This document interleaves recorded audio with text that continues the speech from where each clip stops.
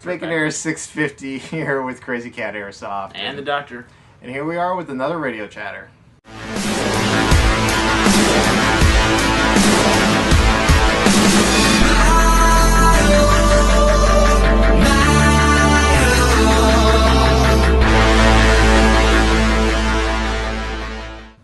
So we got some new questions today. The first one is age restriction in Airsoft. There is kind of the general age restriction always. Like you have to be you need to be at least like 10-year-old. 10 with adult supervision at 10. Well, yeah, you have to have the signature off. Yeah. What I saw some Milsim events do is that like if you're in a certain age bracket, like 13 and under, not only do you have to have your parent permission there, but your parent either has to be playing or on the field. See, that's kind of what I think with 10-year-old. I think your parents should be on the field. Yeah, and if if there's some kind of issue, the parents need to be there to do it. And then usually kind of when they can start driving, they need to have parent permission, but the parents don't have to be there. Yeah, I don't know. 16's kind of that. Obviously, at 18 you can do whatever you want. Yeah. So I think, having your parents off at 16 is a good idea, too. I will have to say, though, some of the best events I've been to, like Milsim stuff, it's 18 or older. Well, for Milsim, it makes it more realistic. Yeah. Like, obviously, everybody in the Army is at least 18 or older. And they always made some exceptions sometimes to a few individuals. And it was had to do with maturity level. Yeah. So because of that, it worked out really well. So it's kind of, they say 18 up there, but they're like, no, we'll let you come kind of deal. And that worked out really great. And that's just because those events require a certain level of maturity. Yeah. And you have to have a certain line of experience before playing, so you're familiar with all the rules and stuff. Because Milsim events are usually going to be the rule sets are going to be a lot more complicated and more enforced. Yeah, more enforced too. And not only that, there's actually sometimes fewer refs over a given area, so you're kind of more expected to play fair. Yeah, you're more self-regulated. And I'm thinking, myself, when I have a kid, I want to get him into it young. So I'll be on the field with them playing. Yeah, and then we won't drop them into a Milsim. Yeah, exactly. We'll kind of build up to it. Yeah, we'll do skirmishes and stuff. All right, next question. Do you tech airsoft guns? You do. I don't. I do. I am an experienced tech. I have three guns had to be sacrificed before I could absorb the magi for the guts of the gun. Yeah, in which case I absorbed their souls. Essence. And then I knew how to work on it. Yeah, it's a long road. And things are always changing. They're always, teching is one part, knowing what good parts to put in a gun and how to make them work together. You can actually take a hodgepodge of like the best parts, and it could not work. Yeah, exactly. Because certain parts will only work with certain parts. So my rule of thumb, if it's got a gear on it, all same brand. So all 3 gears, same piston, all the same brand. And then anything that does with the compression parts, so the piston head and the cylinders and stuff, have that all same brand. Because the same company with the same CAD designed everything to work together. So usually with gears and stuff, I do SHS. It's very affordable, and they also have a lot of gearing options. So I can have different ratios gears, and then usually Lonex or Prometheus for the compression parts. Okay. So, and Sistema's also another good It's all brand. Greek to me. Yep. And we need to put a MOSFET in your TAR. Yeah, so, we've been wanting to do that for a while. Okay. So we just need to wire it up sometime. Probably best not to do it right before the event now. Don't want to break it before the event. Don't want to break it because your gun is a pain in the butt to take apart. It's pretty all packed in there. Yeah, so we'll give you a MOSFET, and then it's also one of the ones that works with the micro switches.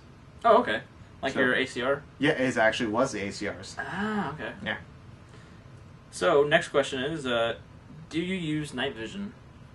No. No, can't afford it. There's no games that even go that late, really. Yeah, that's actually there's one. None of the games go that late here. And 2... expensive.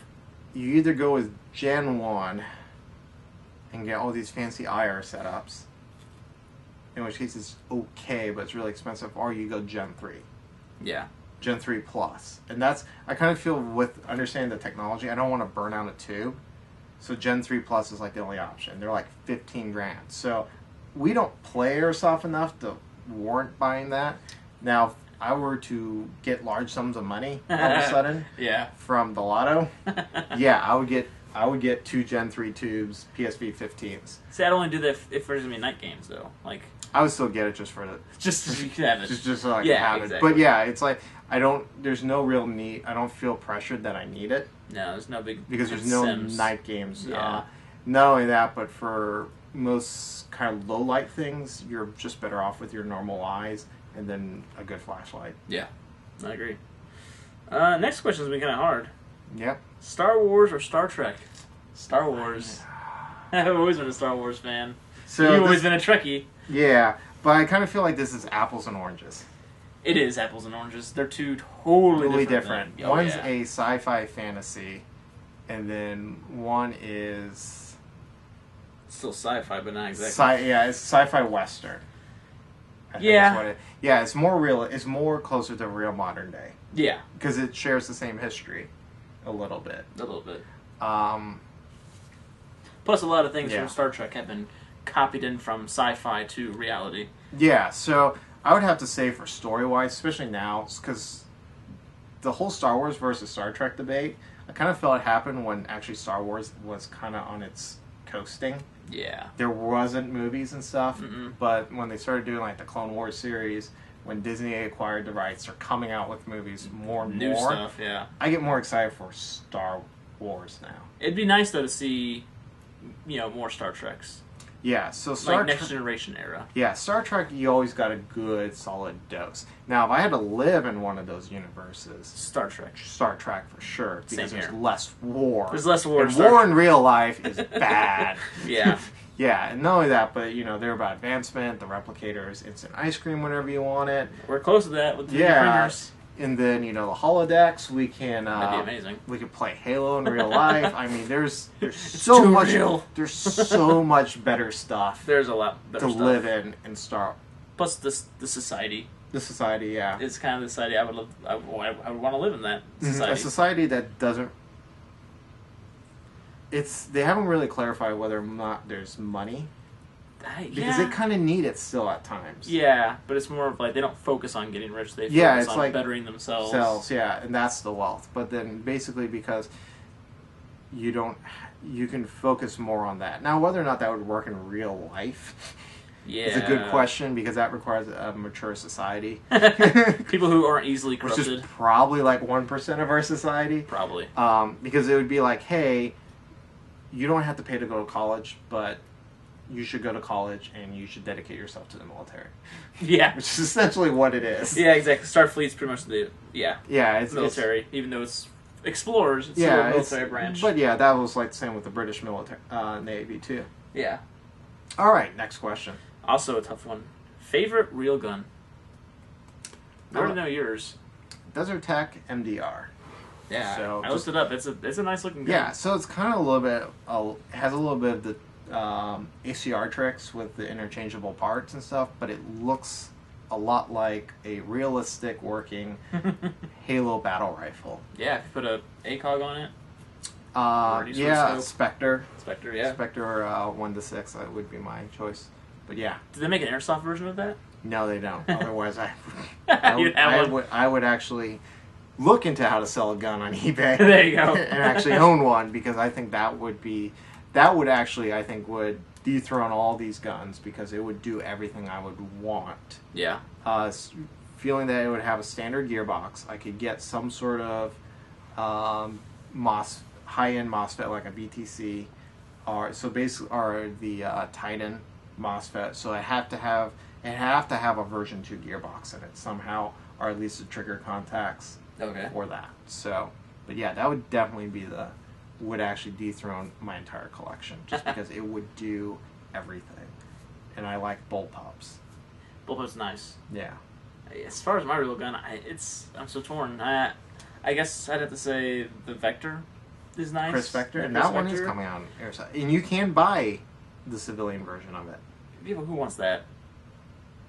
It doesn't have the rate of fire. Yeah, it has exactly. no kick. You can get 9mm. I heard there's no kick on it whatsoever. Well, yeah, that'd be nice actually. That'd be that's cheaper too. There you go. 'Cause, 45's like That's 50 a- cents around. Yeah, and have a lot more punch to them than 9mm. But then the whole point of the Chris Vector Is system to is that it reduce- doesn't have a punch. Yeah.